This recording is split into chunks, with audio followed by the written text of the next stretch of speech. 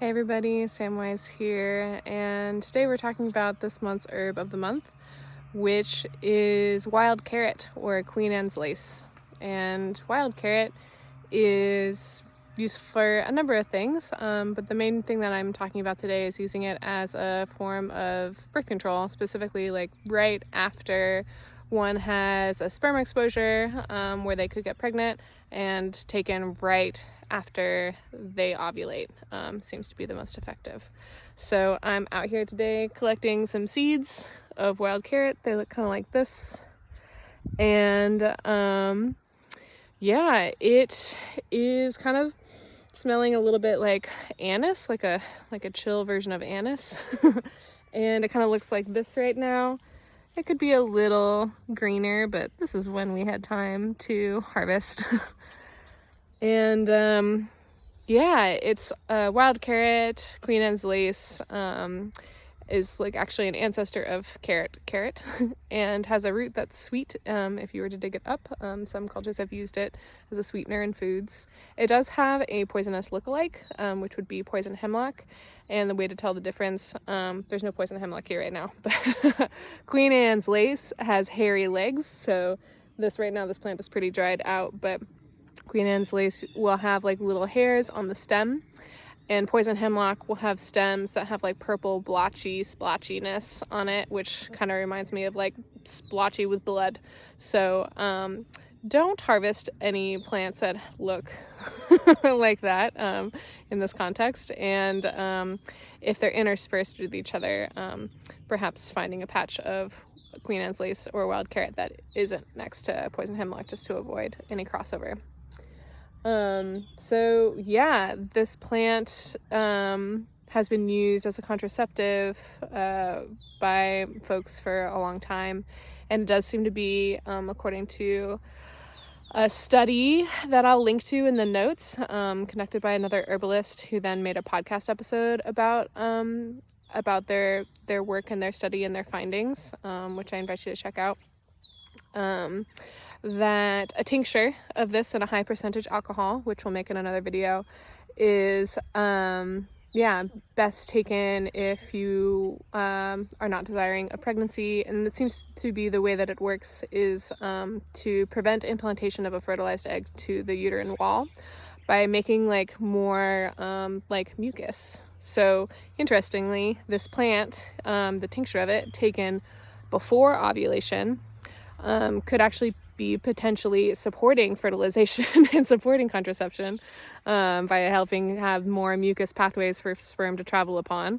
And we're not sure why exactly it works to prevent implantation after ovulation, maybe just like the physical barrier of the mucus.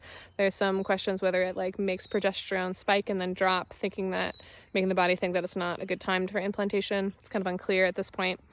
But folks have used that in ways that have been helpful. And then if it doesn't work, which it's not guaranteed to work, to having a backup plan that works for you in your region. So yeah, that's a little bit about wild carrot. I really like how this plant kind of looks. Well, I'll post a picture, which you can see when you go and click on this video.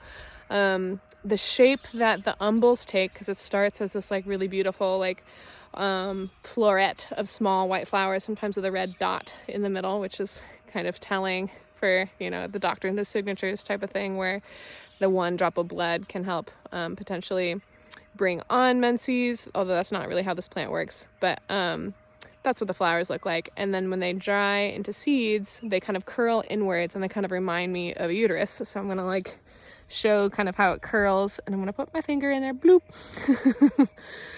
So yeah, it's one of those things where it kind of looks like the thing that it's good for. So I like that about plants.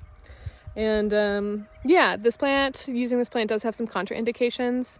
So don't use it if you are taking steroids or other hormones that might need to do specific actions in your body, or insulin. It seems like this plant works on the pituitary gland, which is up here, which affects like a cascade of a bunch of other hormones in your body. So if you're taking meds that help regulate your hormones, this plant's not for you. Similarly, if you have thyroid issues, particularly low thyroid issues, although this plant has been used by herbalists to support thyroid, I would consult an herbalist that knows what they're doing, or avoid this plant if you have thyroid issues.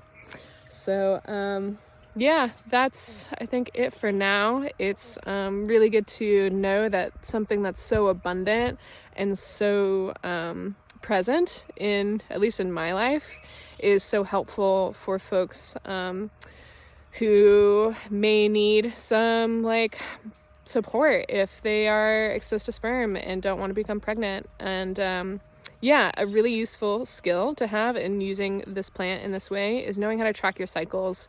In the last Herb at the End of the World episode, where I talk with Bonnie Rose Weaver about cycle tracking, that's a really good place to start. There's lots of other resources to learn how to do it. And then particularly this episode to this podcast, I think it's called Womb Wellness, but it's in the show, it's in the links in this video. Talks about when we can kind of notice that we've just ovulated, if we're people that ovulate. And that might be when we become, our vaginal linings become more dry and less mucousy, what happens when in ovulation. There's ways to track your temperature when the temperature spike happens. That's usually when after ovulation, and some other ways. So check out those resources if you'd like to learn more about how to track your cycle, because the timing of this, using this plant, is particularly, it's good to know when to use this plant, which is right after ovulation, not necessarily right after you had a sperm exposure. It's right after you ovulate. So more resources around that in the notes to this video, and stay tuned for when we make a little medicine out of these guys. And yeah, thank you so much to all the patrons, all the folks that support my work, all my students, yeah, everyone that makes this all happen. And really excited about this month's episode of Herb at the End of the World that goes a little deeper into these themes. So stay tuned for that. All right, take care.